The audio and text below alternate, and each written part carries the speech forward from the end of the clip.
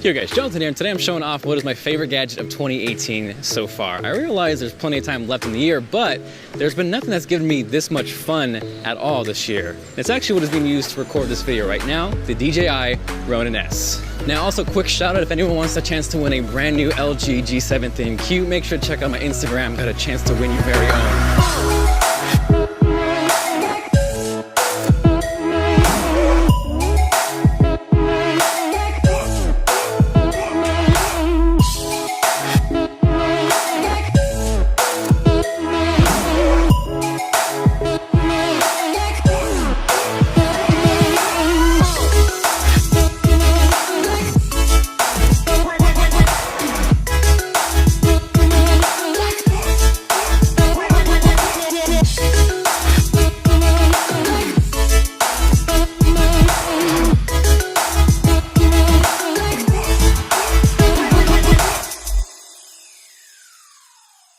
So all that footage was captured on the Ronin S and Sony A7 III, and if you caught my behind the scenes on the Elon Musk MKBHD interview, everything there was also captured using this setup. The Ronin S is a motorized 3-axis gimbal meant to stabilize DSLRs and mirrorless cameras, so again in my case I have it set up with the Sony A7 III, but it'll take a payload up to 8 pounds, so in this case, Mr. Brandon Havard has a 1DX balance, which is a pretty heavy setup. Next, I am by no means an expert, but here's some tips that I found helpful when balancing the camera. So the number one tip I can give you is make sure this bottom plate is properly tightened. You don't want this loose and falling around because that will 100% screw you up. First step is to make sure this is unlocked right here.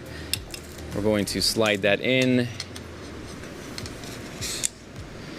And the way I've kind of done it is the first step is I will balance it this way. So I'm going to hold this with my hand and kind of just use that to kind of feel out the balance. Once I get somewhat close, I'll kind of lock it and then see how that goes. So that's good from there. The next thing I want to do is see how it balances pointing up. So looking at that, it's a little bottom heavy. So what I'm going to do is give it just like a little slight adjustment. And that's really the key here. It's just like the game of like minute adjustments. I'm going to lock this back up. See how that works. And see, now we're top heavy. So give it just like the little bit of adjustment. That's pretty good. I'm gonna go back to the front and back. That's solid. And the next thing I'm gonna check is the side to side. So we're definitely leaning to the left. So the way I'm gonna compensate is here, unlock. And if it's going this way, this is the way we wanna go. You gotta have a lot of patience for this. Like, any little small thing will throw you off, and now I'm going to the right. So that seems good.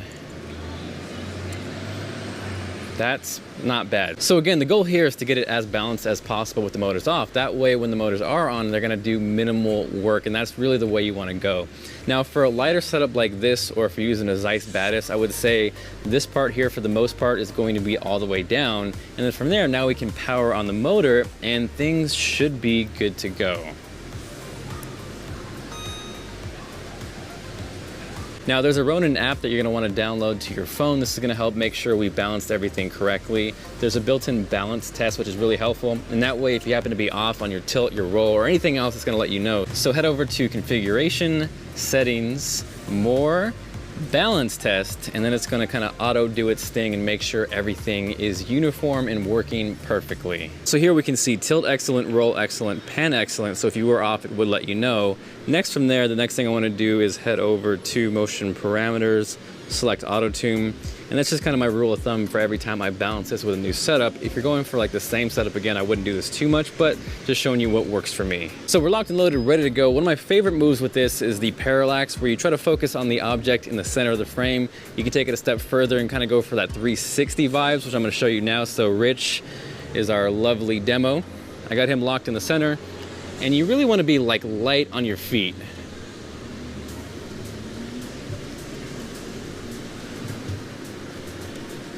I got a pull, so I'm gonna try to stay around that. And again, I'm just trying to get better with this, but it's good practice. Just pick an object, keep it in the center of the frame, be light on your feet, and you're good to go. Now, quick tip with this, if you ever want to get back to the center point or you're starting 0 point, just double tap this, it's going to bring you there. If you want to do straight moves, not kind of go for that parallax move, hold it while you're walking into the subject or away. So again, I'm going to demo Rich, walk back here. Find where he's at. I'm going to hold it, lock it, and then I'm just going to walk in there. So I got Rich locked and loaded. I'm going to walk back. Tree. Walk forward, and yeah, that is so much fun. This wide angle lens is like kind of crazy on here. Now this is 4K 24 frames per second, but if you were rocking slow-mo, that's like a whole different beast and way more fun. Now this video is kind of like a 2-in-1. Yes, the Ronin S so far is my favorite gadget, but it's also gonna pair with my maybe second favorite gadget, the Sony A7 III, which for the money I think is honestly the best camera of 2018 so far. Next, I'm gonna hop over to S&Q mode. 120 frames per second is 1080, but it's really sharp. I'm gonna show you the difference there. Now with this trigger too, if you wanna swing it into low mode, hold it, swing it down, and then let it go if you wanna do the parallax. And again now, I'm gonna flip the screen out just a little bit. Rich, you got some beefy calves.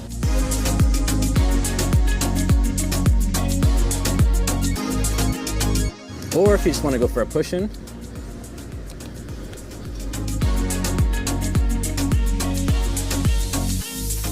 money. Woo, it's hot, man. It's like 100 degrees and it's humid out here. What kind of camera you have? A7 III? Because I have the A65. Okay. I'm about to shoot right now. Okay. Is it a big difference? The biggest difference is you're getting full frame with that. Thank you. Last question. Sorry to bother. Oh, you're good.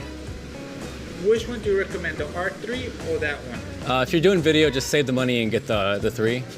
The biggest difference with the R is the megapixel count, yeah. But actually for video, the A7 III is technically sharper because it shoots like a 6K sensor and then downsamples it into 4K. Yeah. So the biggest difference with the R is you're getting more megapixels, which is for photos, but for video, yeah, just save the money, put that in the lenses. Thanks, man. Yeah. I appreciate it. Do you have a YouTube channel? Yeah, just if you search TLD, it'll come up Tom, Larry, David. Sorry. No, you're good. TLD, Tom, Larry, David. So if you follow me on Twitter, I haven't had the greatest luck with bigger gimbals. I actually like smashed myself into a rock recently. Now I'm gonna kind of walk down the stairs and see how that rolls.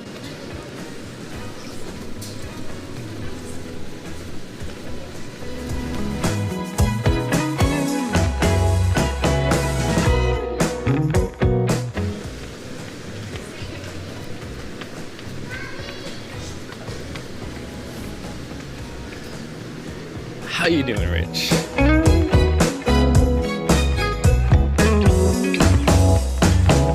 So yeah, I've had so much fun with the Ronin S. The price for what it does is amazing. I think my only complaint is that it's nearly impossible to buy right now because everybody wants one. It is technically a B&H exclusive, so if you pre-order one, I think the wait time is about 1 to 2 months. So hopefully they get on top of that because I think anybody who shoots with a DSLR or a mirrorless camera needs one.